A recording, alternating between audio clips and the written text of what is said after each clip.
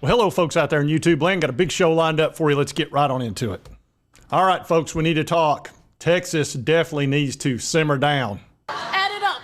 Simmer plus down plus now equals simmer down now. Now simmer down now. And the Gators in South Carolina, are they going to block FSU and Clemson's inclusion into the SEC? We're going to get into all of that. Now, this show's going to get out pretty late tonight. I was stuck at work. You know how that goes. Drink it up, people! All right, drink it up, gambler. Yep, yeah, it was a hot one out there, too. Those roadsides aren't going to clear themselves. Anyway, let's talk about Texas. Now, I've been telling you folks, I started covering Texas a little bit when I was covering A&M during the College World Series and all of that. And, of course, you know what happened with the coach. It's really, and we'll talk about that a little bit. But Texas fans, I didn't realize quite what was going to happen when they came into the league. And I've been hearing from a lot of them.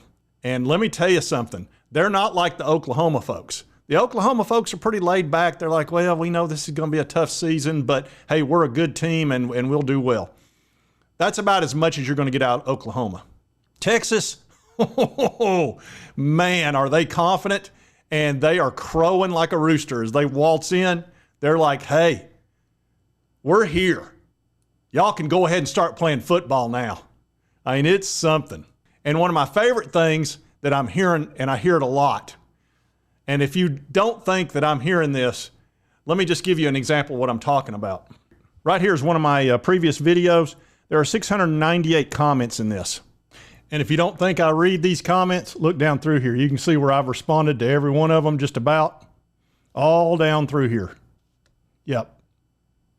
So you can believe me, I do read them.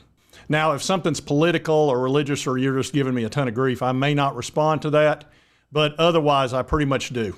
Now, there may be one other reason I don't respond. If you write me a novel that requires me to read in chapters, I may not respond to that because then I can't get to the other comments. But anyway, I do try to read every comment that I can. So let me assure you, I'm hearing from Texas folks. Now, I'm not going to show a bunch of comments because I don't know that I want to put that type of exposure on an individual he or she didn't necessarily agree to. I usually don't do that. You know, if it's a YouTuber or something like that, or somebody puts out an article, that's one thing. They know the deal. But, you know, somebody leaving a comment, and I don't even know if that's their name or whatever. But let me assure you, I've heard a lot. And so have other folks. And what you hear a lot now is we're now everybody's biggest game as we waltz into the SEC. And I'm going, really? You're everybody's biggest game, and we know that. So we're going into it with our eyes wide open. I'm sitting here going, you're not everybody's biggest game. That is unbelievable. I don't know how to put this, but I'm kind of a big deal. Really? I mean, I can tell you right now, if we were playing Texas, they'd be an important game. They would not be our biggest game. For me personally, it's the Florida Gators because those Gators.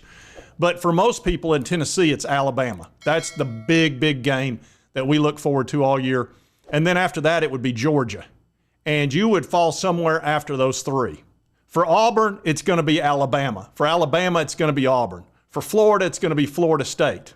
For Kentucky, it's probably Tennessee. And so on and so forth. The one team that is your biggest game, that's Texas A&M, because that's just the way it is. Y'all are like this, and we're going to talk about that. But for them, you are their biggest game, and they are your biggest game. And you know that full well. So there's that. There's also this horns down crap that nobody in the SEC better do a horns down move or any of that kind of stuff. That is like just begging the SEC fans to do horns down. You tell them you don't like that, they're going to do it 10 times worse.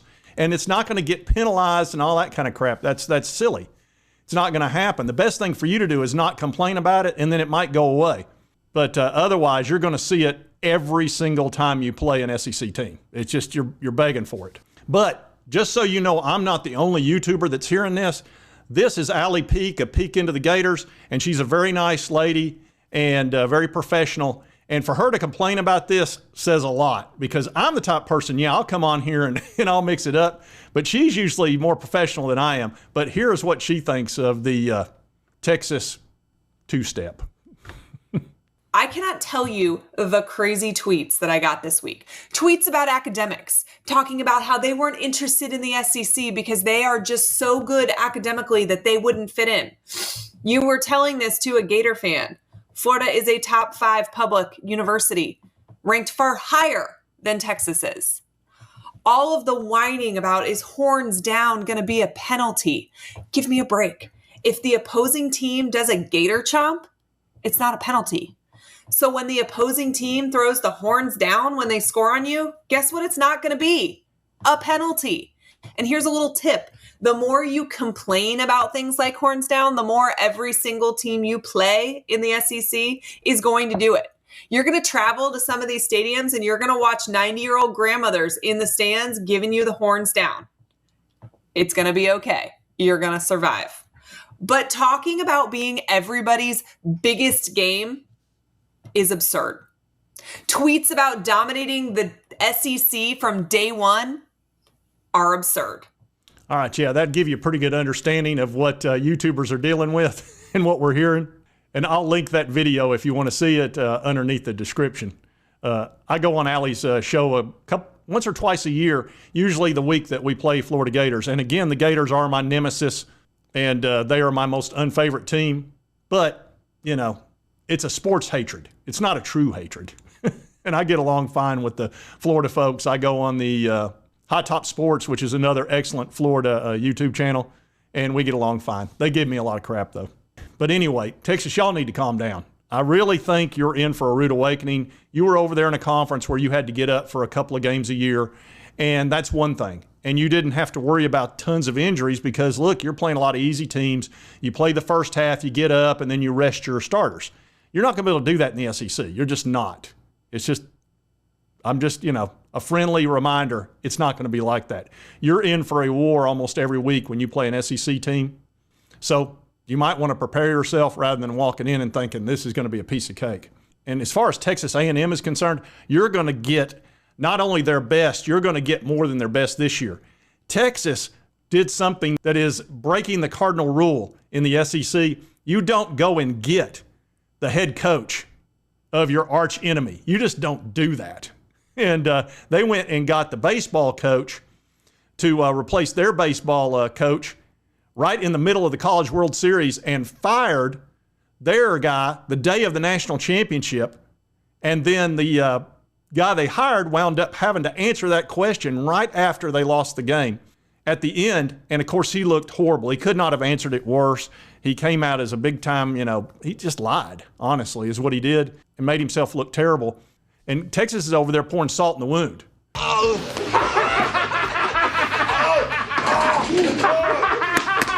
Of Texas A&M. So when you play them this year, let me assure you, that's just the cherry on top of the cake of the battle that it's going to be. It's going to be massive. And that'll be November 30th, and that's going to be a heck of a ball game.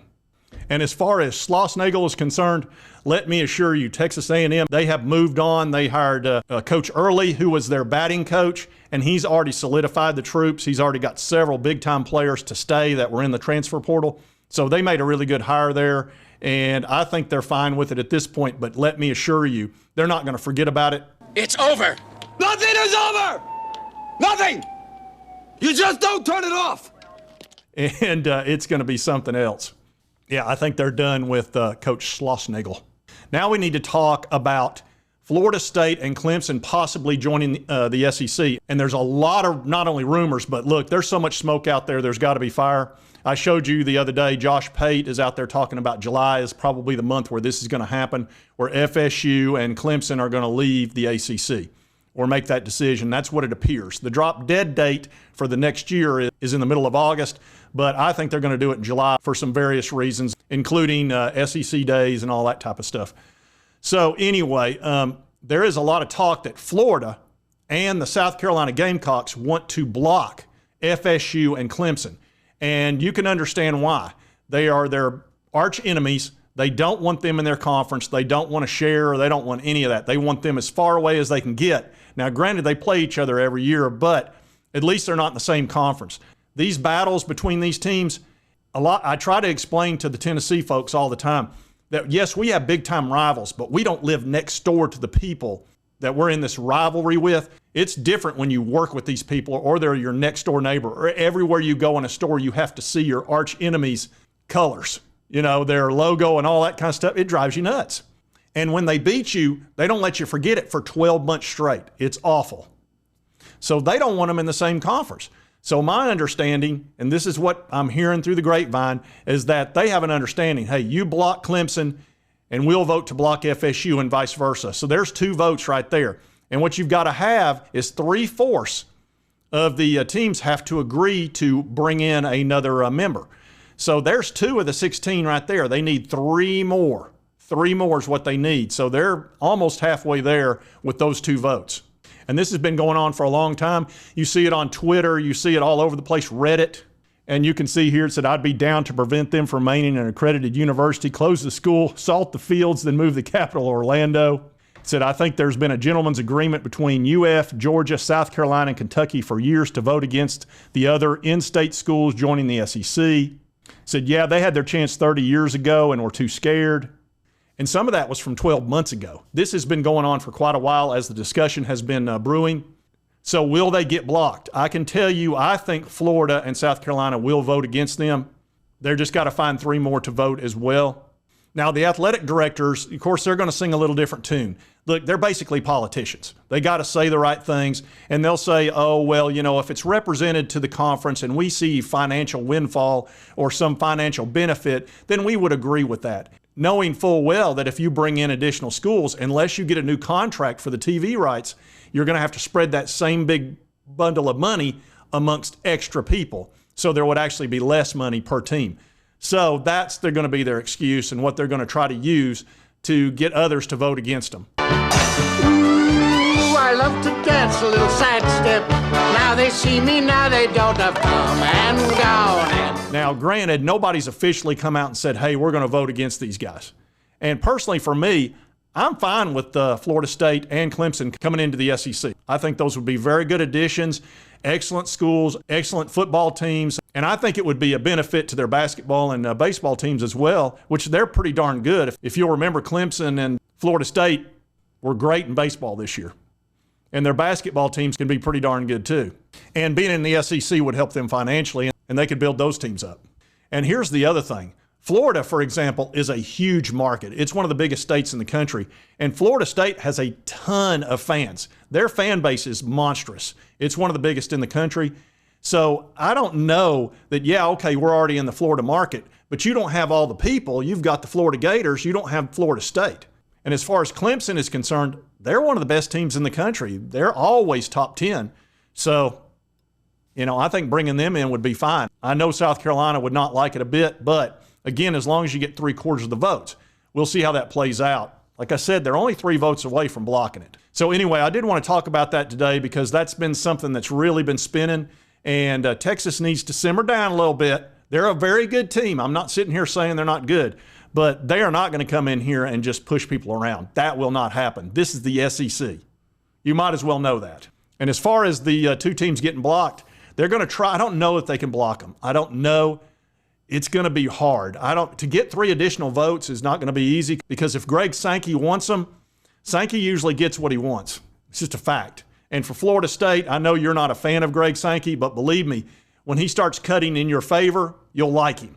Granted, when you're in the ACC and you go undefeated, you know, he's going to smack you down like he did. And he definitely played a role in that, along with the ESPN and the NCAA College Football Playoff Board or whatever they're called.